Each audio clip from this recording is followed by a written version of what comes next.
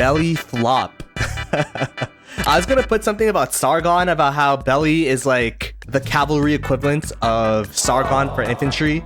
I actually was given some memes. Big Kane, he gave me this. When Cav mains complain that they aren't getting a relevant commander, Inf mains, first time. Got this one. Nevsky, ROK community, Belisarius Prime, Sargon. So it's been getting pretty memed, I guess, mediocre this commander is compared to recent releases, especially for cavalry. I feel like Cav mains have been pretty spoiled with the last couple of releases, and I guess us Inf mains get a last laugh against the cavalry players with this new release. Where will he be available? I think Belisarius Prime will be available in the Wheel of Fortune. We're gonna go ahead and look at the skills in a little bit, but it's really screaming open field commander to me. So because of that, I think it's gonna be available through Wheel of Fortune. So when Belisarius does come out, you will be able to spin for him. The best values for Wheel of Fortune, as a reminder, 10 spins is 4,400 gems. 100 spins is 69,200 gems. Like 10 spins is the most valuable in terms of gold heads per dollar, but 100 spins is actually the second most valuable.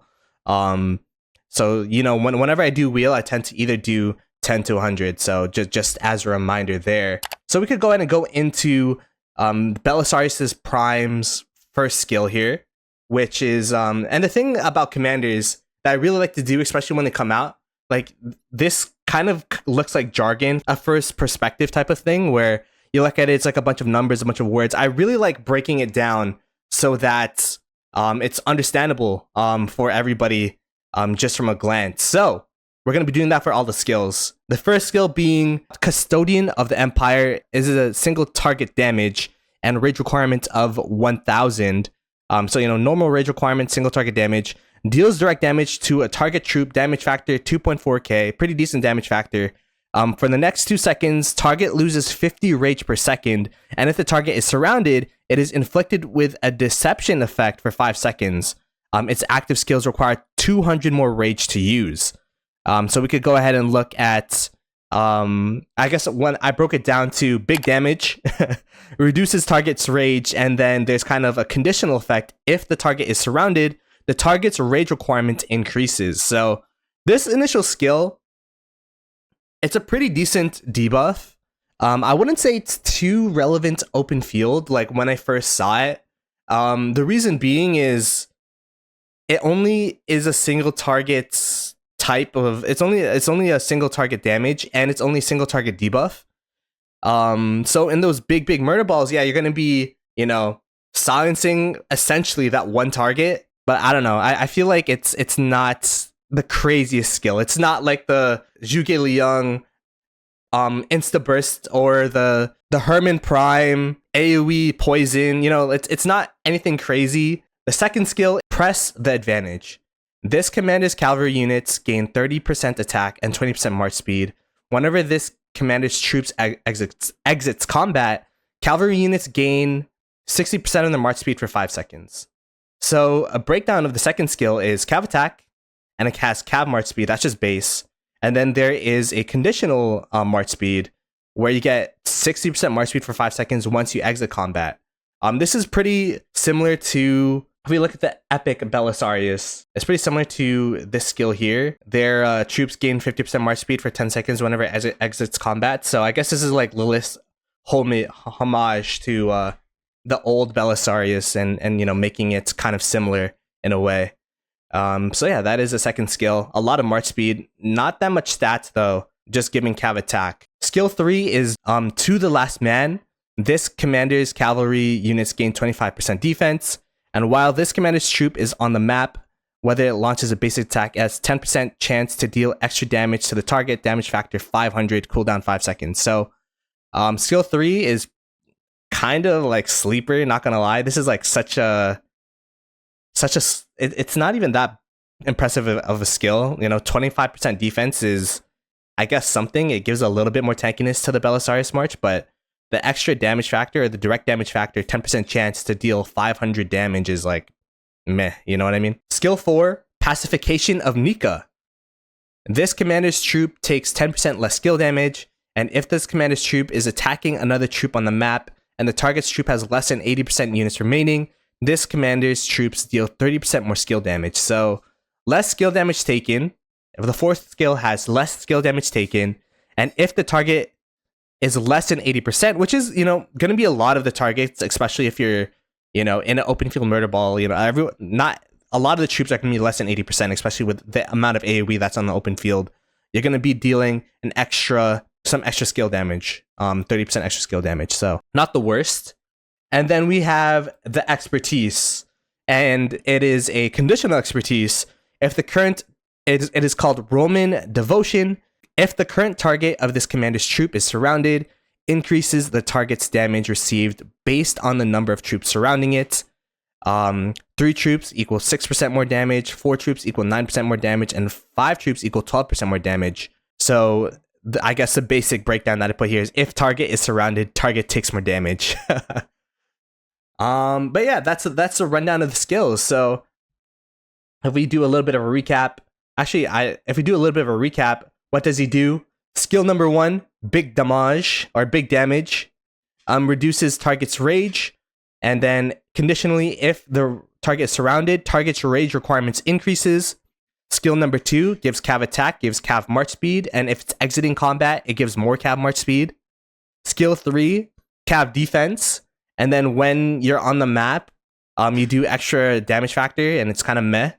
Skill 4, you take less skill damage, and then if your target is less than 80%, you do bonus skill damage. And then expertise, if the target's surrounded, the target takes more damage. So that's kind of just a breakdown of what it does. To make it even more simpler, what does he do simple? Huge single target damage nuke, reduces target's rage and increases rage requirement of target, tons of march speed, less skill damage taken / more skill damage dealt, and conditional target takes more all damage when you surround the target. So when I look at a commander, this is definitely what I do when it releases. Kind of make sure you look at the skills and put them all together so that you could kind of see what exactly the commander does. What is he missing? AoE and some tankiness. Like, one of the most important things for an open field commander, in my opinion, is having AoE. He's only targeting one troop, and that one troop's getting that debuff. But imagine if it was like an AoE where there's 5 targets and they all have rage requirement debuffs, then, or they're all debuffed from their rage requirement and the amount of rage that they get per turn. I think that would change the commander a lot. But the fact that he is a single target damage commander really kind of limits Belisarius Prime. And also his tankiness. He has 25% defense, but that's pretty much all he has in terms of stats. Like, if we look here, the only defensive stat that he has is this 25% defense, and I guess the 10% less skill damage taken. But in my opinion, he's still going to be a target, and he's still going to be pretty targetable out in the open field. So he's missing AoE and some tankiness. And the thing that he's also missing is talent trees. If we look at the bottom here, he has cavalry, versatility, and mobility. So the mobility tree is seen as not a really good tree unless you're an arc carrier, unless you're farm killing. So that really limits his usability as a primary commander. So he pretty much has to be a secondary commander unless he's farm killing / arc carrying. He has a lot of flaws as a commander. We could go ahead and this is the main point, I guess, of this PowerPoint is, let's look at the existing cavalry commanders and see if Belisarius Prime is better than those Cav commanders. Is Belly better than Joan of Arc? It's pretty consensus that Belly is not better than Joan. All right, let's do the next commander. Is Belly better than Huoqi Bing? Let's think about what Huoqi Bing gives. He has tankiness. He has a lot of damage. He's a single target damager like Belly. Is Belly better than Hua? Has more damage factor, 2.7k. Has march speed reduction. Has 40% cav attack, so 10% more cav attack than Belisarius. Has less march speed, but that's fine. Has cav bonus damage to archers, which is, okay. 30% skill damage bonus, has less rage requirement cost, more normal attack damage. Autumn Wind's kind of like an interesting skill, but I've been told like it's actually a pretty positive. It looks like the chat also saying that Belly is not better than Huoqubing. All right, let's go to the next commander then. Is Belly better than Nevsky? Is Belly Prime better than Nevsky? Nevsky, in my opinion, is like such a complete Cav command, is like such a complete commander outside of the AoE. He has 2.3k damage factor, so a little bit less damage factor than Belisarius, and his debuff is a bit worse as well. Like defense reduction is not that good, but has 10% less attack. Okay, same amount of march speed, but it has tankiness with 20% Cav bonus health. It has 20% Cav defense, so 5% less defense, but it has just 10% more damage, which is, really good. Has 5% damage reduction.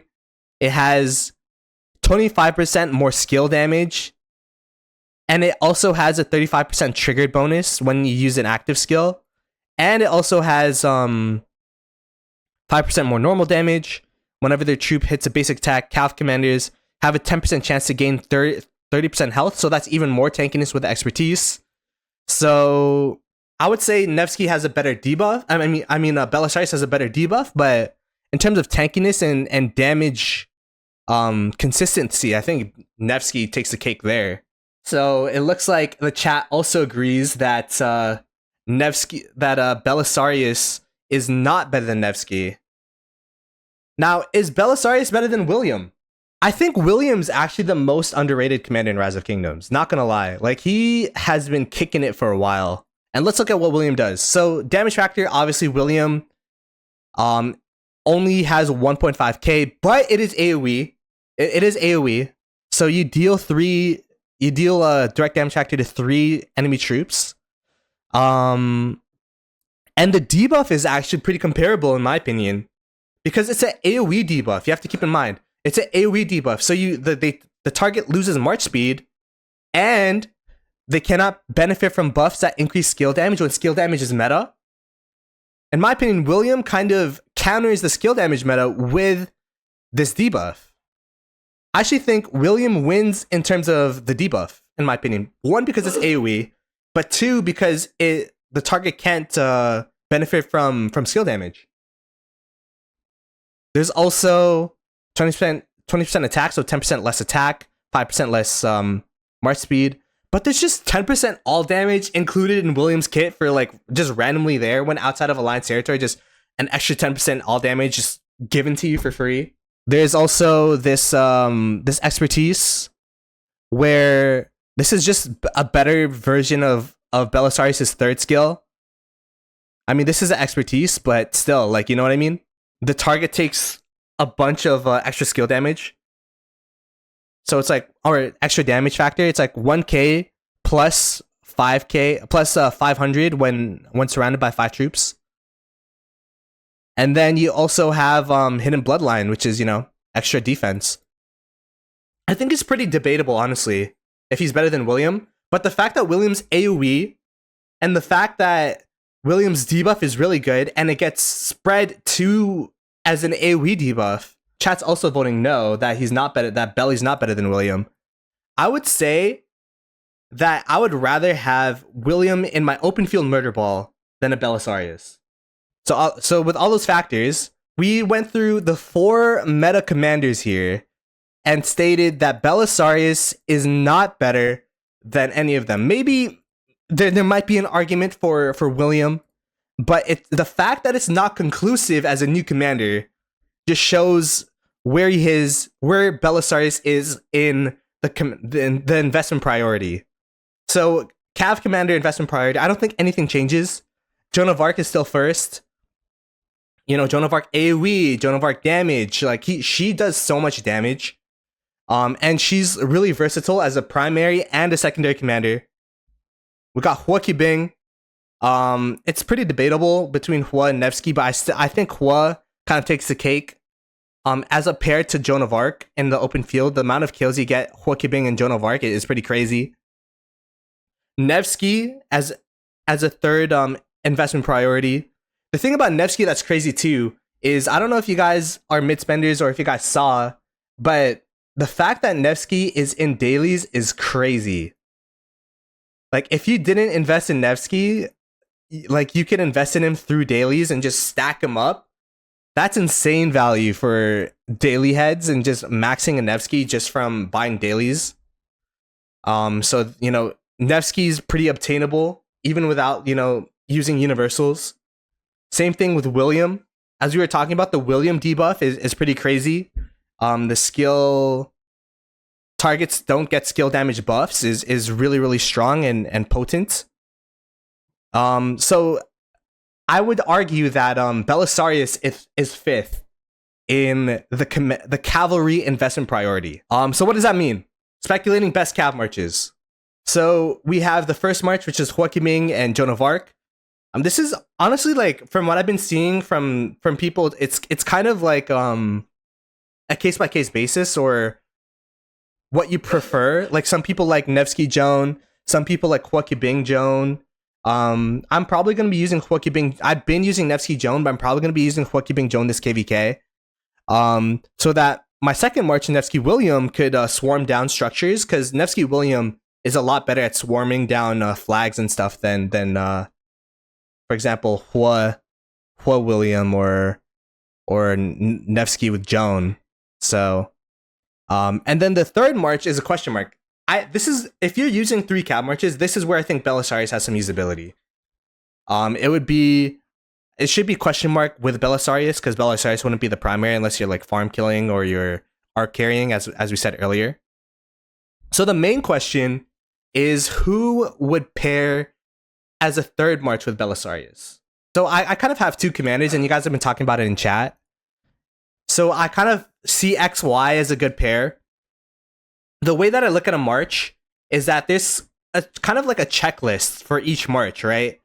For me personally, I like having an AoE commander, at least one AoE commander per March. And that's why I kind of like XY as a pair to Belisarius. One, the lower rage requirement. If we look at XY skills, XY is also available through dailies, by the way. So we look at XY skills, 1.7k direct damage factor, not too crazy, but it is AoE.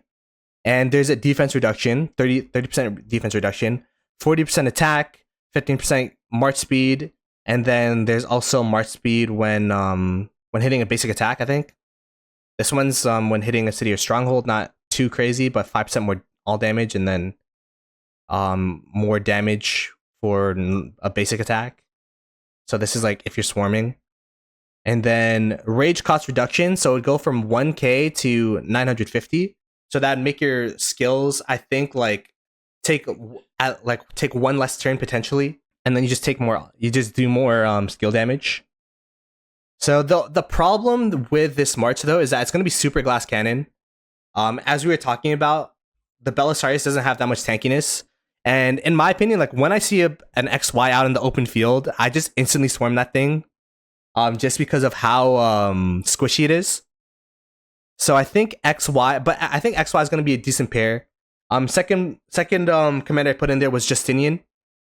Right now, XY Justinian is seen as a pair, is seen as a third commander, as a third Cav March. So I definitely think it's gonna be one of these 2 commanders if you pair these commanders together. Because I don't think, at least for me personally, I wouldn't, like, William's not a primary commander. Nevsky is single target damage, so I don't want to march to just do single target damage. Huokibing would probably be the best because it's tanky and it also has a less of a rage requirement, but again, it's single target damage. And the less of a rage requirement with Joan of Arc's pretty crazy, as is. So I don't know if I would want to use these 4 commanders or split these guys up with 3 marches. But yeah, Justinian has debuffs and tankiness. We could go ahead and look at Justinian's skills. I don't have Justinian myself. So Cav means in the chat, let me know how Justinian is in the open field for you, because I've never used him. But if you look at the skills, 2.5k direct damage factor, has 30% defense reduction, which is a pretty good debuff. 30% Cav defense, has 5% Cav damage, and then 15% Cav March speed, and then it has 20% Cav health. And then this is only when attacking city or stronghold, but 10% normal damage reduction, which is actually pretty good when swarming. And then cavalry attack bonus, it has 10% Cav attack bonus, and then when launching a basic attack, has 10% chance to deal direct damage factor 30x. Oh, so 80 times 5. 8 times 5 is 4. Is 400 damage factor, right? Is that right? I don't know if I did that correctly. And then when expertise, it goes up to 100, so it's 500 damage factor. So I don't know. See, I feel like Justinian Belisarius as a swarmer would be pretty crazy, like swarming a flag. I think Belisarius Prime as a flag swarmer is probably his best use. Reducing the target's rage by 50 per second if it's like a garrison would be crazy, and then also increasing the rage requirements for that target. I think you'll need at least one Belisarius swarming a structure at a time with this for sure. And then if the expertise actually just gives 12% more damage taken by the target, then it would even increase the usability of Belisarius as a swarmer. So yeah, that's it. That's it for Belisarius. I kind of want to have a discussion with you guys in the chat. Like, what are your thoughts?